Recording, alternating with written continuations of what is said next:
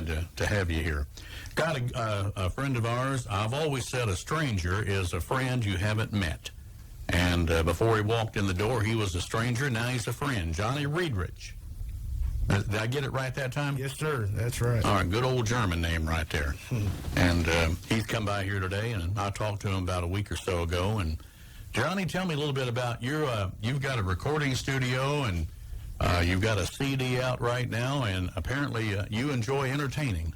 Yeah, I like to, I guess it's in my blood. My parents played music, and my grandparents played music, and ever since I was a kid. So you kind of grew up watching them and everything? Yeah, my dad was a pastor, and still is, over at Life Point in Jackson, and we play there every Sunday, and he evangelized all over the country, so we went all over the place playing since I was probably 7 or 8, I think. So what kind of music did they play? Southern country gospel. There you go. They ever get into bluegrass any?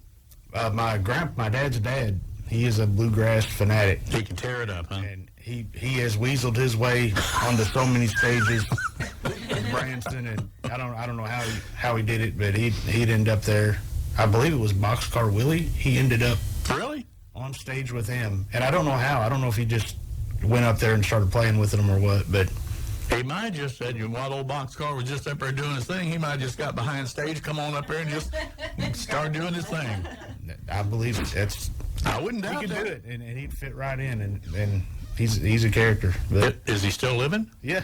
No kid. Does he still play? He does. Yeah. He'll pick around. He's got a little karaoke machine in his living room. Well, I'll be. Well, one of these days, I just love local talent. I think you get more enjoyment out of somebody local than you do one of these big name performers, because folks like you and your grandpa and your dad just enjoy doing it. Don't do it for the money. You just enjoy doing it. Yeah. So, and our area has some of the best talent. Don't we, though? Guys like Justin Heskett. You bet. Top-notch singers and musicians. You betcha. Deserve to be on the road probably 24/7, but I mean, all over the heartland, we got some incredible players. We do, and always have had. Missouri has been one of the biggest states to produce so many great entertainers. Narvel Felts. Oh, yeah. Porter Wagoner. Jan Howard. The Leuven brothers. I mean, Sheryl Crow. The Dillards up there in Salem. I mean, this area is just... Leroy Van Dyke's another one I can think of. Man, Missouri is just really, really blessed with a lot of great talent. Lou Hobbs is from... Lou Hobbs, yeah, I knew Lou, good friend of mine. Terry Ray Brandley from down in Kennett, he passed away about a year ago, but he was a big name down that way. So, what do you play? Oh, guitar is my main instrument, is what I stick to. You ever try to play anything else? I can make you think I can play something else. But not very good at it. I've always enjoyed two instruments. I can't carry a tune in a bucket, and I can't play anything except a little bit of a harmonica. Every once in a while, I can get lucky. But two of the favorite instruments I've got is, of course, the fiddle. That's one of my favorites, and a steel guitar. And I've always wanted to learn to play a steel guitar, and that's one of the hardest instruments that people that know how to do it say it's easy for them, but anybody trying to learn, it's one of the hardest things to ever play. I'm trying to learn that right now. Are you really? And, I don't have a pedal steel yet, but I picked up an old 1950s Supro and a lap steel. And, buddy, that is a hard... Wait till you get a double neck trying to play one of those. I've seen Heskett play those, and yep. Jeff Womble, yep. One of the best in the area. Yep. Seen him tear one up, but like I said, I can put a few licks in there that make you think I know what I'm doing. But well, you do more than I can, I'll tell you that. So anyway, how did y'all get this all put together here that you decided I'm going to put a CD together? Tell me a little bit about that now. Oh man, I've been writing songs since I was a kid, and most of them are, you'll write 10 songs and you'll have one good one and the rest of them are terrible. Yeah. And at the time, though, your mom tells you they're awesome, so you... Well, yeah, she's going to brag on you. Yeah. But we started recording a bunch of them, and And finally, I said, man, I don't have the time right now to sit down and do it right. So these musicians you hear on here are studio musicians that I just paid because it's easier. You know, I can go to work at 2 in the morning and come home, and in 2 days I got a song ready to drop the vocals on. So what did you do? Had them lay down the tracks and everything for you? Yes, sir. Okay. Yeah. And then you come back and dub in the vocals? Yep. Okay. All right. Well, that's cool. I recorded the vocals at my studio and just sent them to them. Oh, and then they do the finish work. Yeah. Yeah, they map it all together. That's interesting. All right. Let's talk about the song you got here. Johnny, tell me about it. It's called Sucker for a Sad Song. Oh, on Valentine's Day. Yeah. Oh, Brucker's going to love playing that. Yeah. Sucker for a Sad Song. Now, I got to ask you, you wrote this? Yes, sir. What was the inspiration? Well, I come to the conclusion that most of the songs I gravitate towards are sad songs. George Jones, you know, He Stopped Loving Her Today, and Blue Eyes Crying in the Rain, Yeah. Old Violin, Oh, yeah. stuff like that. That's what I like. My brother's the same way. You know, we'll listen to that all the way going down to vacation. We'll listen to hours of it, and everybody else in the car's like, would you play something happy? Or let me out. One of those two. Put me on the side of the road. Well, all right. So let's play this one right now. Sucker for a Sad Song. It's got a heck of a title on it. Let's see if we can get this to play over here. C106. Good morning.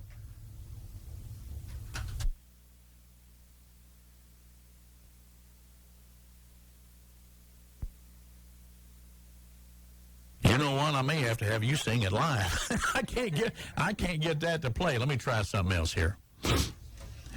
Where's Rick Jones when I need him? He's probably over there listening and laughing right now. I'm going to try it down here and see what happens. Yeah, he probably unclicks one thing and says, ha, ha, ha, Fred will have fun in the morning. Yeah. Let's try this one.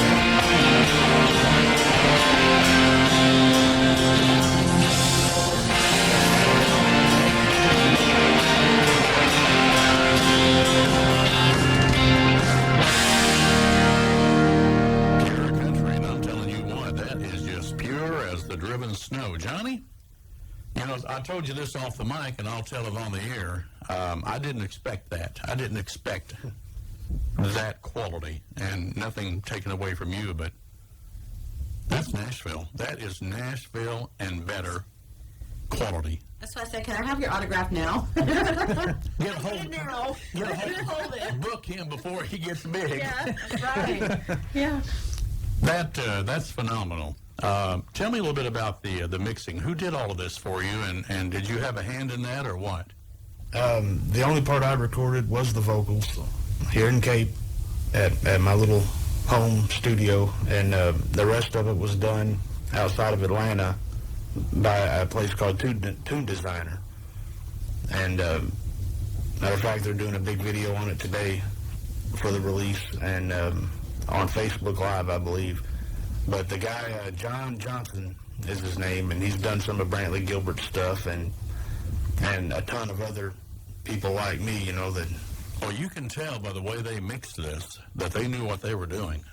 Mm-hmm. So did you have a hand in it, or just say, here's my vocal, just do what you want to do with it? The arrangement was mine. They changed one chord in the guitar solo, I think, and they kind of followed along my guitar solo a little bit, changed a little bit of it, but I wanted to do it mainly low-key, steel guitar, piano, yeah, maybe some violin, and slower. And he said, I want to make it big for the radio. So I said, do what you want to do, and he did. And well, that's the perfect sound. Yeah, it is. That is awesome. That is traditional as well as being new. That fits. It does. I'm really proud of you. Well, thank you. And I mean that sincerely. I'm so proud of you. Because like you said, we hear a lot of local artists sometimes, and a lot of times they don't have the resources to make one sound as good as it should. But you did everything right on this one. Yeah. You found the resources. Now, you found the resources to get it done here. I would recommend them. You know, it's fairly affordable, too. Did they have any musicians, studio musicians we might have heard of?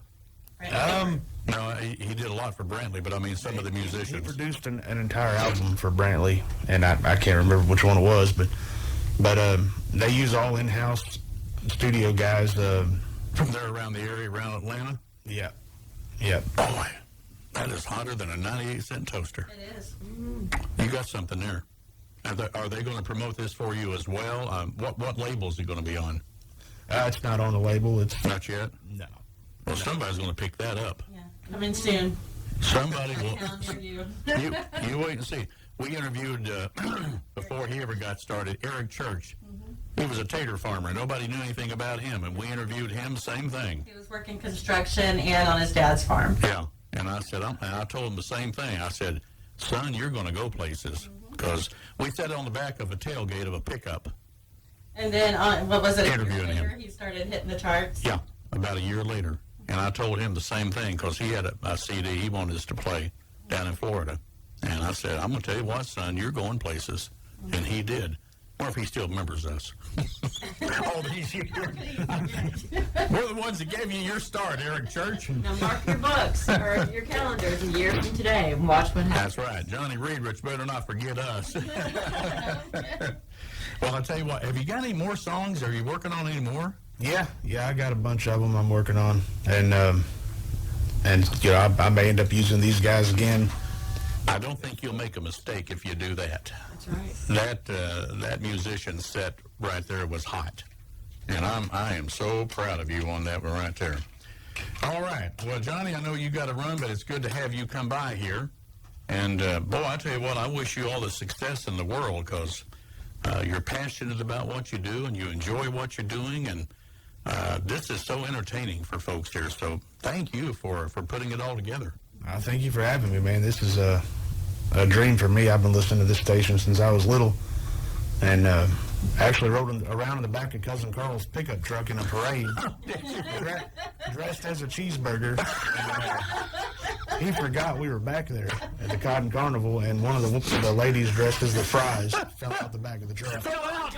And yeah, this is to be the first song ever played on this station is awesome. Well, bless your heart. You'll be hearing it a lot on this station. That's right. And when you get some more, you got to bring them by here. Oh, I will. We got to have him on the air here. So, is this the first time he got played on radio anywhere? Yes. Yeah. Well, I'm so happy. Won't be the last. No, I'm happy to get to debut that. That's nice. No, you'll be here, you'll be in Missouri, you'll be in Florida, you'll be in Alabama, you'll be all over the place. We're going to have Worldwide. make you a household name like a sweet potato. So, well, it's sure good to see you, Johnny. Thank you. I appreciate you being in here. I want you to come back and see us again. 2 minutes after 8 o'clock right now on C106. The daily grind of our lives often leaves us with sore legs, feet, and back.